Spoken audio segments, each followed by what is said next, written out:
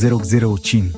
La mulți ani, Grasu, frate de bază, cu tine în echipă, viața e o frază plină de râsete, glume și planuri. Ne ții toți pe chill, nu-ți faci tu scenarii. Ești calm, dar tare, mereu cu vibe bun și când intri în cameră, toți se adună. Rămâi tu, autentic, neschimbat niciodată, cu suflet de aur și mintea curată. Grasu, Grasu, e ziua ta! Ridic un pahar pentru frățiorul meu, da, sănătate, iubire și bani grămadă și zâmbet pe față în fiecare etapă.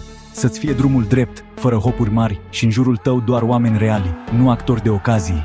Ține capul sus, fii mândru cine ești, un frate de milioane, cum rar întâlnești. De la mine pentru tine, nu-i doar o urare, e un respect și o legătură tare. La mulți ani, bosule, să fii fericit și tot ce-ți dorești să devină împlinit. Grasu, Grasu, e ziua ta! Ridic un pahar pentru frățiorul meu, da, sănătate, iubire și bani grămadă și zâmbet pe față în fiecare etapă.